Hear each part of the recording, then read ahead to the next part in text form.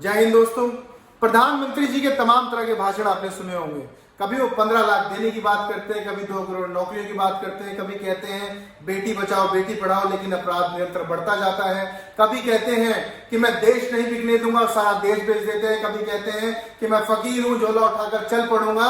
और ऐसा एक भाषण और प्रधानमंत्री जी ने जनता को संबोधित करते हुए दिया था। उन्होंने कहा था कि मित्रों बताओ पेट्रोल डीजल के दाम कम हुए कि नहीं हुए।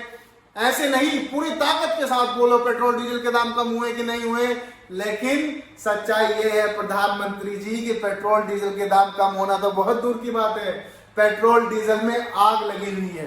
यदि इस देश में कुछ कम हुआ है तो वो हुआ है आपके और सरकार के प्रति जनता का विश्वास।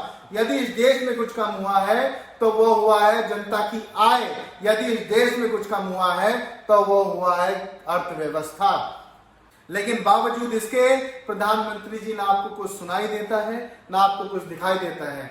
आप दावा करते हैं उज्ज्वला योजना के तहत कि आपने घरों में जा जाकर सिलेंडर बांटे, लेकिन सच्चाई ये है प्रधानमंत्री जी आपने कभी ये नहीं बताया कि उन सिलेंडरों को भरा कैसे जाए। क्योंकि 300 रुपए रोज की कमाई करने वाला व्यक्ति, 300 रुपए की दिहाड़ी करने वाला व्यक्ति 900 रुपए का सिलेंडर नहीं भरवा सकता।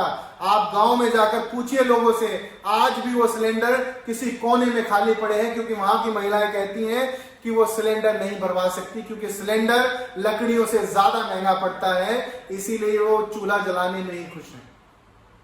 लेकिन बावजूद इसके आप टीवी पर झूठे विज्ञापन करते हैं, लोगों को पैसे दिलाकर बुलाते हैं और उनसे अपनी वाहवाही करवाते हैं।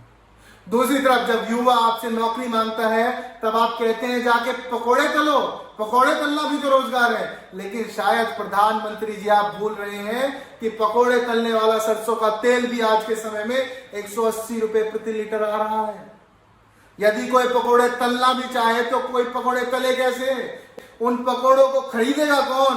इतनी महंगाई के चलते उन पकोड़ों को भी कोई नहीं खरीदने वाला। प्रधानमंत्री जी लगता है प्रधानमंत्री जी आप हिटलर से कुछ ज्यादा ही प्रभावित हैं। हिटलर ने कहा था कि जनता को इतना निचोड़ दो कि वो सांस लेने और जीवित रहने को ही विकास समझे। आप भी इस देश की जनता की पाई पाई छीन लेना चाहते हैं, उनको निचोड़कर उनके हाथ में कटोरा थमा देना चाहते हैं। प्रधानमंत्री जी आपसे हाथ जोड़कर अपील है, मैं हर बार आपसे हाथ जोड़कर यही अपील करता हूं कि इस देश की जनता को शांति से रह लेने दीजिए।